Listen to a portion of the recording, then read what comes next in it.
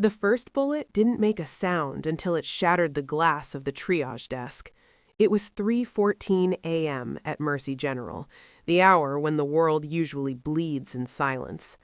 A high-velocity round tore through a stack of patient charts, sending white paper flying like confetti in a graveyard. Then came the scream. It wasn't a patient. It was the intern, a kid named Leo who had only been on the floor for 3 weeks. He stared at the hole in the plexiglass, his face turning the color of a fresh sheet. Serena Blake didn't scream. She didn't even flinch. She was 3 meters away, hanging a bag of saline for a homeless man with a broken tibia. While everyone else dove for the floor, Serena's eyes went to the door. She saw the muzzle flash before she heard the second report. The shooter was a professional. He moved with a rhythmic, tactical gait, his rifle tucked tight into his shoulder. He wasn't firing wildly. He was clearing sectors. "Code Black!" the overhead speaker crackled, the operator's voice trembling. The hospital's automated lockdown system began to engage. Heavy steel doors groaned as they slid shut, sealing the ER into a pressurized tomb. But the shooter was already inside the perimeter. He was wearing gray tactical gear, no insignias, and a ballistic mask that turned his face into a featureless void. He stepped over a fallen security guard, his boots crunching on the glass. Serena felt the familiar chill settle over her skin. It was a coldness that started in the marrow of her bones and radiated outward, sharpening her vision until the world moved in slow motion. She saw the shooter's shadow stretch across the linoleum. He was heading toward Trauma Room 4. That was where they were holding the John Doe brought in by a black SUV 20 minutes ago, a man with 3 gunshot wounds to the chest and a federal encryption key stitched into his thigh. "Get down, Serena!" Head Nurse Miller hissed from under a rolling gurney. Miller was a woman who prided herself on being the general of the ER, but now she was shaking so hard the gurney was rattling. She grabbed Serena's scrub pants, trying to pull her down into the shadows. Serena didn't budge. She stood perfectly still, her hand resting on a heavy metal tray of surgical instruments. The shooter paused. He sensed something. He turned his weapon toward the nursing station, the red dot of his laser sight dancing across the Employee of the Month plaques on the wall. It hopped over Miller's hiding spot and landed squarely on Serena's chest. The red dot was a tiny, burning eye, staring at her heart. Serena didn't dive. She didn't beg. She simply looked into the dark lens of the shooter's mask. In that moment, she wasn't a nurse. She wasn't the quiet girl who worked the night shift because she hated the sun. She was a ghost returning to a house she used to own. The shooter pulled the trigger, but Serena was already gone. The bullet buried itself in the saline bag. 4 hours earlier, Serena Blake had been a nobody. That was exactly how she liked it. She sat in the break room, sipping black coffee that tasted like burnt rubber and battery acid. She was staring at a cracked tile on the floor when Dr. Sterling walked in. Sterling was the chief of surgery, a man who treated his white coat like a royal cape. He didn't look at Serena. He looked through her, as if she were part of the furniture. "Blake, you missed a spill in Bay 3, Sterling said, not even breaking his stride toward the espresso machine. He didn't wait for an answer. To him, Serena wasn't a medical professional. She was a glorified janitor who happened to know how to take blood pressure. She had been at Mercy General for 6 months, and in that time, she hadn't said more than 50 words to him. "I'll get it, doctor," Serena murmured. Her voice was flat, devoid of the irritation most people would feel. She was used to being underestimated. In her previous life, being noticed meant you were about to die. Here, it just meant you had to deal with the egos of men who thought a medical degree made them gods. Nurse Miller marched in behind him, her face tight with its usual localized storm of stress. "Serena, why isn't the inventory done? And for heaven's sake, fix your hair. You look like you just rolled out of a trench." Miller laughed at her own joke, a sharp, braying sound. Serena just nodded. She tucked a stray strand of dark hair behind her ear, hiding the thin, jagged scar that ran from the base of her skull to her shoulder blade. It was a souvenir from a rooftop in Jalalabad, a reminder of the day she had been officially declared dead by the Department of Defense. "I'll prioritize the inventory, Nurse Miller," Serena said. She stood up, her movements fluid and economical. She didn't waste energy. Every step was calculated, a habit she couldn't break even in a sterile hospital corridor. As she walked past the trauma bay, a young resident named Peters tripped over his own feet, bumping into her. He didn't apologize. He just rolled his eyes. "Watch it, Ghost."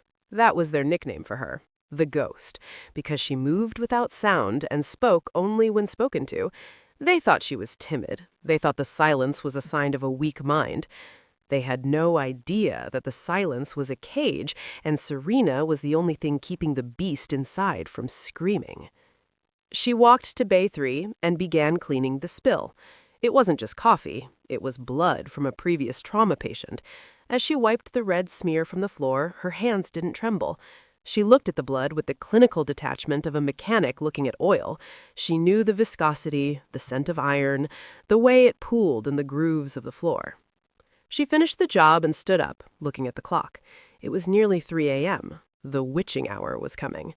She felt a familiar prickle at the back of her neck, the same sensation she used to get before an extraction went sideways.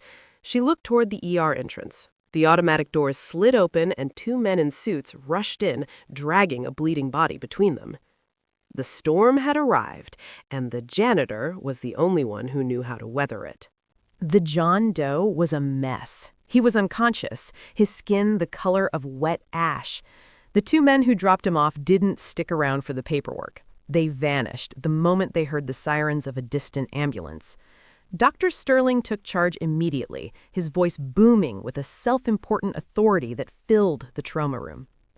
"Move, Blake! Get me a chest tube and clear the area," Sterling barked. He was sweating, his hands fumbling with the patient's shirt. He was a brilliant surgeon, but he lacked the combat calm required for a high-stakes trauma. He was rushing, making small, frantic movements that wasted precious seconds. Serena moved with a different kind of speed. She didn't rush. She was simply there. Before Sterling could ask for the scalpel, it was in his hand. Before he could call for the suction, she was already clearing the field. She worked with a silent, terrifying efficiency. She saw the 3 entrance wounds. They were tight, clustered. The work of a professional marksman. This wasn't a street shooting. This was an assassination attempt. As Serena reached down to cut away the patient's pants, her fingers brushed a hard lump in the lining of his waistband. Her eyes narrowed. She recognized the shape of a micro-encrypted drive. She also saw the tattoo on the man's forearm, a small faded crest of an elite naval unit. Her heart did a slow, heavy thud against her ribs. This man wasn't a criminal. He was a brother in arms. "Doctor, we need to move him to the ICU immediately," Serena said. It was the most assertive she had been in 6 months. Sterling scoffed, wiping sweat from his brow with the back of his glove. "I'll decide when he moves, Blake. Right now, I'm trying to keep him from bleeding out. Just keep the suction steady and shut up." Serena looked at the monitor. The patient's heart rate was plummeting, but it wasn't just the blood loss. She heard something through the thin walls of the trauma unit. A heavy door slamming, the muffled sound of a suppressed weapon. Pfut. Pfut. The security guard in the hallway didn't even have time to shout. Serena knew the wet thud of a body hitting the floor. She knew that sound. It was the sound of a cold kill. The hospital was under attack. "Doctor, get down," Serena said, her voice dropping an octave. "Don't you tell me what to—" Sterling started, but his words were cut short by the first explosion of glass in the triage area. The code black announcement screamed over the intercom. Panic erupted in the ER. Nurses were running, patients were falling out of beds, and the sound of heavy boots began to echo in the hallway. The shooter wasn't here for drugs or money. He was here to finish the job on the man on the table. Serena looked at Sterling, whose face had gone completely slack with terror. He dropped the scalpel. He was paralyzed. "The doors are locked. We're safe in here," Sterling whispered, his voice cracking. Serena looked at the reinforced glass of the trauma room. It was rated for impact, but not for armor-piercing rounds. She grabbed a heavy lead apron from the X-ray rack and threw it over the patient. "He's coming through the door in 5 seconds," Serena said. She didn't look like a nurse anymore. She looked like a predator. The trauma room door didn't just open, it vanished. A breaching charge turned the hinges into shrapnel. Dr. Sterling screamed, a high-pitched sound that ended in a whimper as he scrambled under a supply cabinet, abandoning his patient. Nurse Miller, who had been trying to hide in the corner, was curled in a fetal ball, sobbing. The shooter stepped through the smoke. The red laser of his rifle searched the room, cutting through the haze of plaster dust. It landed on the chest of the John Doe.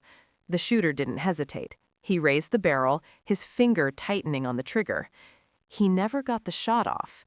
Serena had moved the moment the charge blew. She didn't run away. She ran into the blind spot created by the smoke. As the shooter adjusted his aim, Serena swung a heavy, stainless steel defibrillator paddle with the force of a professional ball player. She didn't aim for his head. The helmet would have absorbed the blow. She aimed for the rifle's optics. The metal slammed into the scope, shattering the glass and knocking the barrel wide. The shooter hissed in surprise, swinging a gloved hand to backhand her. Serena ducked, her movement a blur of practiced muscle memory. She didn't pull back. She drove her shoulder into his solar plexus, using his own momentum against him. The shooter stumbled back into the hallway, his boots sliding on the blood-slicked floor. He recovered instantly, dropping his rifle and reaching for a sidearm. He was fast, but Serena was already inside his guard. She grabbed his wrist, twisting it with a sickening pop. The pistol clattered to the floor. "Who the hell are you?" the shooter growled, his voice distorted by the mask. Serena didn't answer. She didn't have time for dialogue. She saw the backup coming, 2 more men in gray tactical gear rounding the corner near the pharmacy. She grabbed a canister of pressurized oxygen from the wall rack and kicked the regulator valve. The hiss of escaping gas filled the air. "Get back!" she yelled at the terrified staff inside the room. She grabbed a heavy, rolling crash cart and shoved it toward the hallway, using it as a moving shield. As she moved, she reached into her scrub pocket and pulled out a small, high-intensity surgical laser she'd borrowed from the OR earlier that week. She didn't use it for surgery. She pointed it at the escaping oxygen. The resulting flare wasn't an explosion, but a blinding, searing wall of white-hot flame that forced the mercenaries to shield their eyes. It gave her 3 seconds. In the world of Black Ops, 3 seconds is an eternity. She grabbed Dr. Sterling by the collar and dragged him toward the back service elevator. "Move, now." Sterling looked at her, his eyes wide with a mix of horror and confusion. He saw the way she held her hands, low, ready, fingers curled into claws. He saw the way she scanned the hallway, her eyes moving in an S pattern that no civilian ever used. You're one of them," Sterling gasped. "I'm the one saving your life. There's a difference." As the elevator doors began to close, a bullet thudded into the stainless steel just inches from Serena's head. She didn't flinch. She just stared at the closing gap, her eyes locking on to the lead shooter who was now tearing off his damaged mask. He recognized her. Even through the years and the fake name, his eyes widened. "Apex?" he whispered. The doors hissed shut. Inside the service elevator, the silence was deafening. Dr. Sterling was hyperventilating, his back pressed against the wood-paneled wall. Nurse Miller was shaking so hard she couldn't stand. The only sound was the hum of the motor and the heavy, rhythmic breathing of Serena Blake.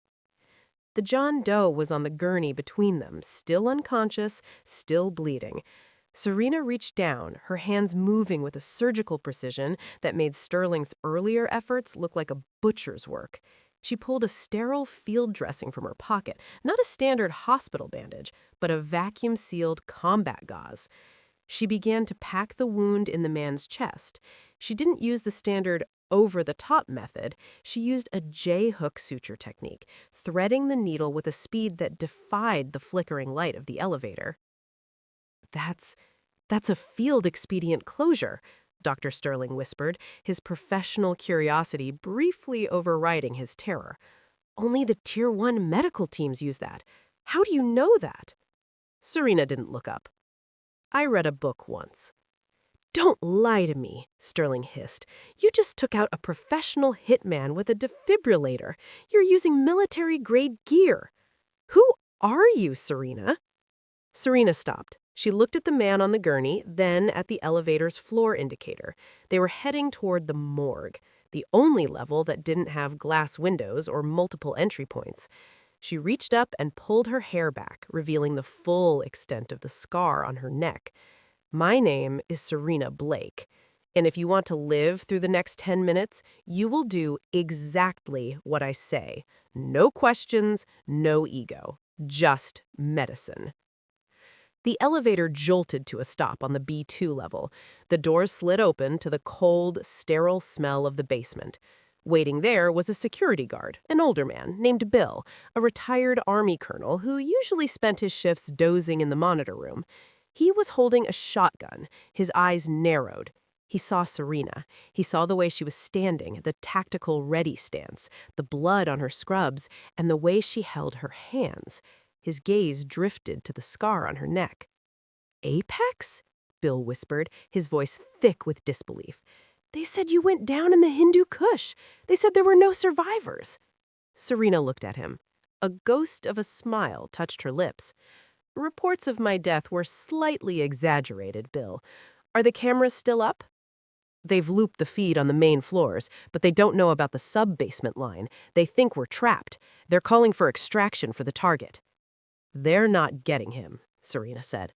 She turned back to the gurney. Sterling, get over here. This man has a tension pneumothorax. If you don't decompress his chest right now, he dies, and the drive he's carrying dies with him. That drive contains the names of every corrupt doctor on the board of this hospital who's been selling black market organs to the syndicate. Sterling paled. He looked at the patient, then at Serena. The realization hit him like a physical blow. The shooter wasn't a random madman. He was a cleanup crew, and the people Sterling worked for were the ones who sent him. I didn't know, Sterling stammered. Decide who you are, doctor. Serena handed him a large bore needle. Are you a surgeon, or are you a casualty? The morgue was cold, the air tasting of ozone and formaldehyde. Dr. Sterling's hands were shaking as he held the needle over the patient's chest. Serena watched him, her eyes flicking to the shadows in the hallway. She knew the mercenaries wouldn't take long to find the service override. Do it, Sterling. Second intercostal space, mid-clavicular line. Now, Serena commanded. With a gasp of effort, Sterling plunged the needle in. A hiss of trapped air escaped the patient's chest. The man's oxygen saturation began to climb on the portable monitor. Sterling slumped back, his forehead beaded with sweat. For a second, he looked like a hero. Then, the heavy doors of the morgue swung open. It wasn't the shooters. It was the hospital's head of security, Marcus Thorne, along with two of his junior officers. Thorne was a tall, imposing man with a jagged scar across his chin and a reputation for being a hard-ass enforcer for the administration. "Drop the weapon, Bill," Thorne shouted, pointing his pistol at the old colonel. "Thorne? Thank God!" Sterling cried, standing up. "Blake has gone insane. She's got military gear. She's been attacking people. She's part of the hit team. She's using us as shields." Serena didn't move. She stood by the gurney, her eyes fixed on Thorne. She saw the way he held his weapon, not like a security guard, but like a man who had spent years in a private military company. He wasn't looking at the threat. He was looking at the John Doe. "Is that so, doctor?" Thorne said, his voice smooth and dangerous. "Nurse Blake, step away from the patient. You're being detained under the emergency security protocol." "He's the one, Bill," Serena said softly, not taking her eyes off Thorne. "He's the inside man. Look at his earpiece. It's a high-gain encrypted channel, not hospital issue." Bill shifted his shotgun towards Thorne. "Is that true, Marcus? You let these butchers into my hospital?" "This hospital is a business, Bill, and business requires a certain level of waste management. Serena Blake, or should I say, Agent 741, we knew you were hiding somewhere. We just didn't think you'd be playing Florence Nightingale in a dump like this." Sterling looked between them, his face twisting with a new fear. "What? Thorne, what are you talking about? She's a nurse." "She's a relic," Thorne spat, "and she's about to be a martyr." He turned his gaze back to Sterling. "Doctor, you have a choice. You can walk out of here and keep your career, your house, and your life. Or you can stay with the ghost and disappear with her. All you have to do is tell the police that Serena Blake was the shooter. Tell them she went rogue and you tried to stop her."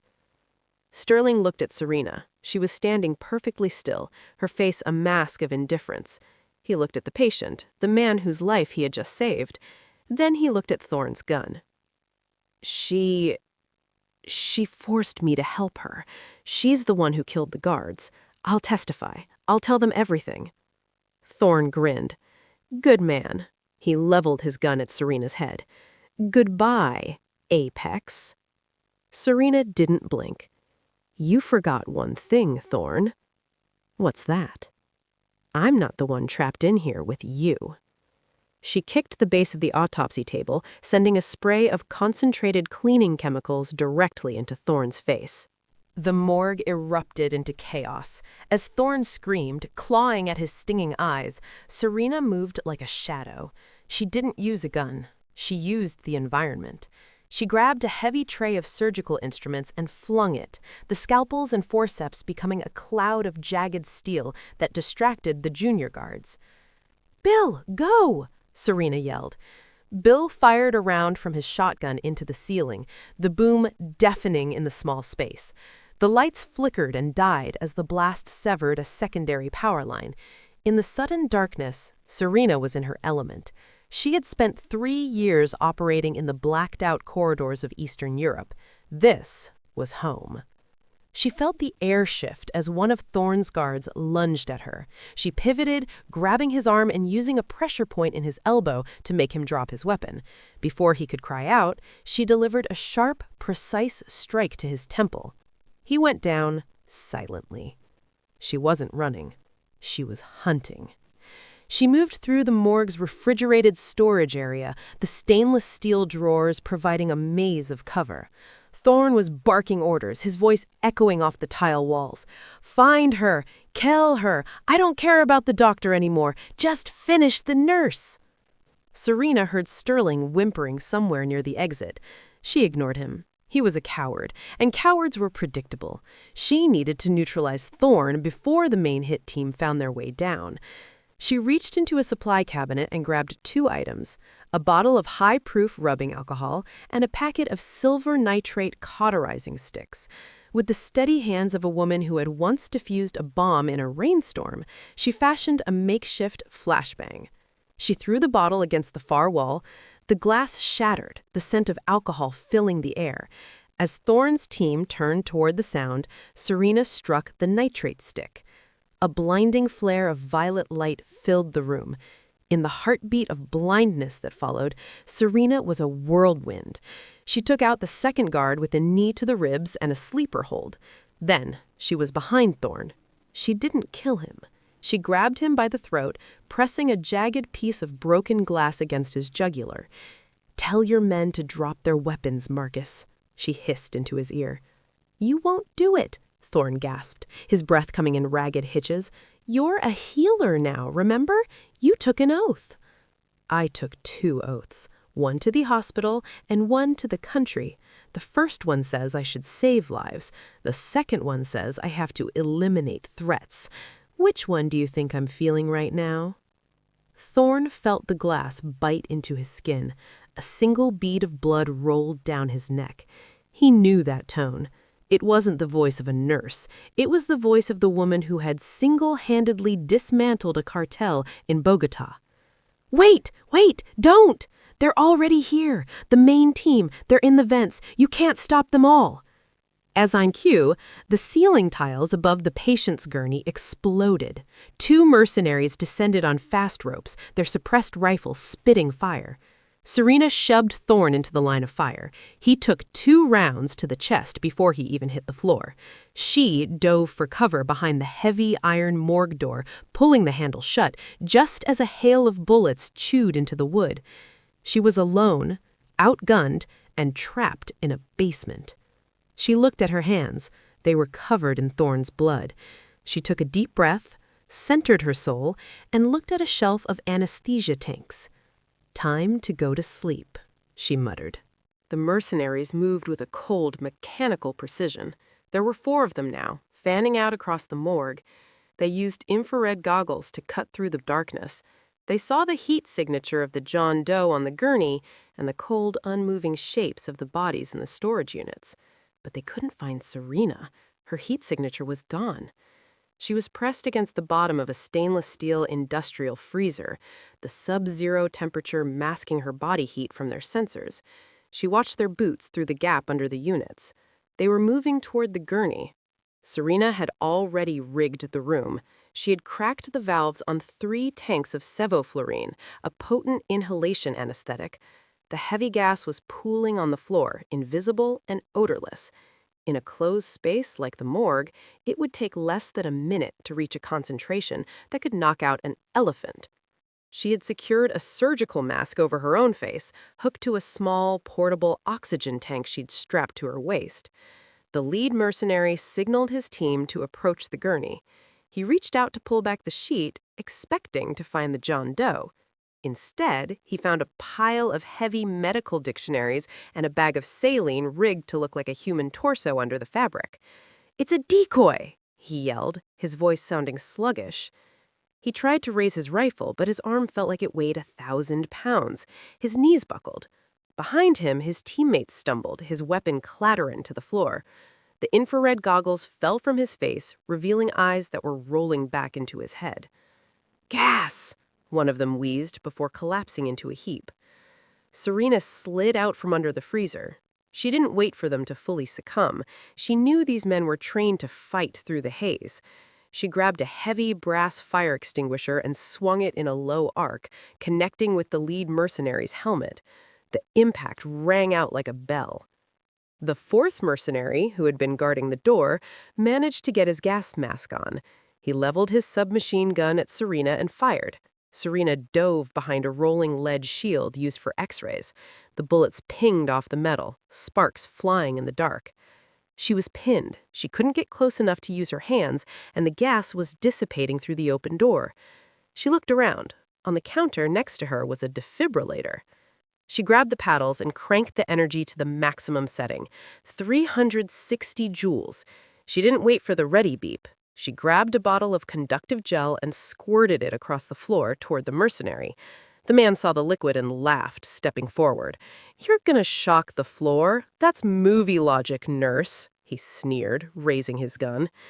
"It's not the floor I'm worried about," Serena said. She slammed the paddles together, but she didn't hit the floor. She hit the metal leg of the lead shield she was hiding behind. The shield was resting on a pool of the conductive gel, which touched the mercenary's wet tactical boots. The discharge was massive. A blue arc of electricity jumped through the gel. The mercenary's entire body convulsed, his muscles locking in a violent spasm. He was thrown backward, his heart stopping instantly as the current tore through him. He hit the wall and slid down, smoke curling from his boots. Serena stood up, her chest heaving. She was the only one left standing in the room of the dead. She walked over to the John Doe, who was hidden in a different storage locker. She pulled him out. He was pale, but he was breathing. "Stay with me, soldier," she whispered. She heard sirens outside. Real sirens, hundreds of them. But she also heard the sound of heavy rotors. A helicopter was landing on the roof. And it wasn't the police. The roof of Mercy General was a whirlwind of noise and heat. A black stealth transport chopper hovered just inches above the helipad, its rotors whipping the rain into a frenzy. 10 men in full black tactical gear rappelled down, led by a man in a crisp military uniform, General Vance, the deputy director of the NSA. They burst through the roof access doors, expecting to find a massacre. Instead, they found a line of bound and gagged mercenaries sitting in the hallway, their weapons piled neatly in a corner. Standing in the center of the hallway, illuminated by the flickering emergency lights, was Serena Blake. She was holding a single file folder and the encrypted drive. Her scrubs were ruined, stained with blood and soot, but her posture was as straight as a bayonet. "General Vance," she said, her voice carrying over the din of the helicopter. Vance stopped. He looked at her, his eyes widening behind his silver-rimmed glasses. He signaled his men to lower their weapons. He walked forward, his boots clicking on the linoleum. "Agent Blake?" whispered Vance. "We thought you were KIA in the Serobi district. Your file was closed. We had a funeral for you at Arlington." "I preferred the quiet, General," Serena said. She held out the drive. "This belongs to you. It contains the evidence of the Shadow Board's involvement in the illegal trafficking ring. Your John Doe, Commander Miller, he risked his life to get this to me." Vance took the drive, his hand trembling slightly. "And the shooters?" "Neutralized, along with Marcus Thorne. Dr. Sterling is in the basement. He'll testify if you offer him a plea. He's a coward, but he knows the names." Just then, a door at the end of the hall burst open. It was the FBI, followed by a swarm of local police and the hospital administration. At the front was the CEO of Mercy General, a man named Henderson, who looked like he was about to have a heart attack. "There she is," Henderson shouted, pointing at Serena. "That's the nurse. She's the one who started the fire. She's responsible for the deaths of my security staff. I want her arrested immediately."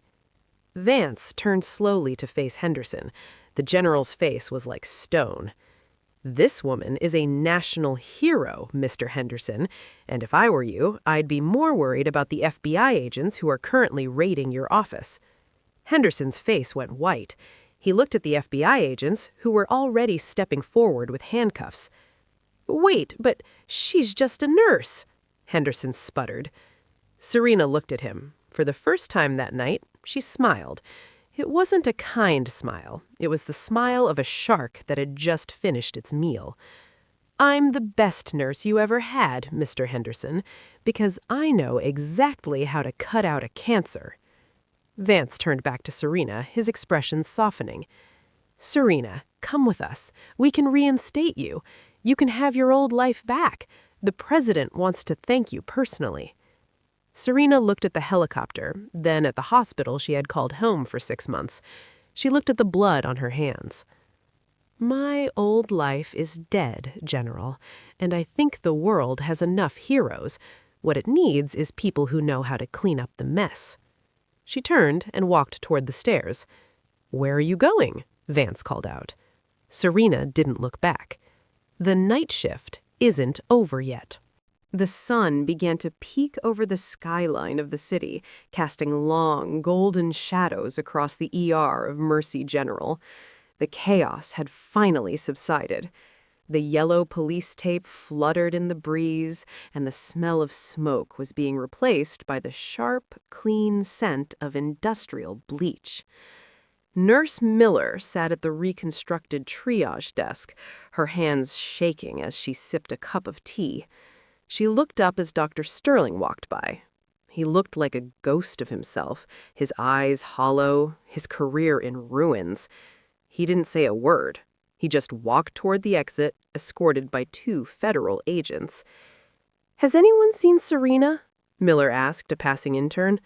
The intern shook his head. "Her locker is empty. She didn't even pick up her last paycheck." In the locker room, a single locker stood open. Inside, there was nothing but a neatly folded set of blue scrubs and a stethoscope. Taped to the door was a small, handwritten note. "The inventory is finished. Bay 3 is clean. S. Underneath the note lay a small silver coin, a challenge coin from an elite special forces unit that didn't officially exist. In the ICU, the John Doe, Commander Miller, opened his eyes. He looked around the room, confused and disoriented. He felt the heart monitor, the IV bag, and the clean white sheets. He felt the bandage on his chest, the J-hook sutures holding his life together. Who saved me?" he wheezed as a young resident checked his vitals. The resident smiled, a bit condescendingly. "The surgical team did a great job, Commander, but you're lucky. They say a nurse found you in the chaos and kept you stable." "A nurse?" he whispered. He remembered a pair of calm, dark eyes. He remembered the feeling of absolute safety in the middle of a war zone. No, not just a nurse. She was an angel of death who decided I should live. Miles away, a woman with a slight limp and a scar on the back of her neck walked into a small diner on the outskirts of the state line. She sat at the counter and ordered a black coffee. She didn't look like a soldier. She didn't look like a hero. She looked like a woman who had seen too much and said too little. She pulled a burner phone from her pocket and sent a single text message to an encrypted number. "The package is secure. The cell is dismantled, moving to position beta." She deleted the message, broke the phone in half, and dropped it into the trash can. She took a sip of her coffee and looked out the window at the rising sun. She was a ghost again, a shadow in the machine. The world would go on. The hospital would hire new staff. People would talk about the shootout at Mercy for years, making up legends about the nurse who fought like a demon. They would call her a myth, a fabrication of a traumatic night. But somewhere, in the dark corners of the world where the real wars are fought, they would know the truth. They would know that when the world bleeds, there is one person you want by your side. She isn't a doctor. She isn't a general. She's the one holding the saline bag and watching the door. Never underestimate the quiet nurse.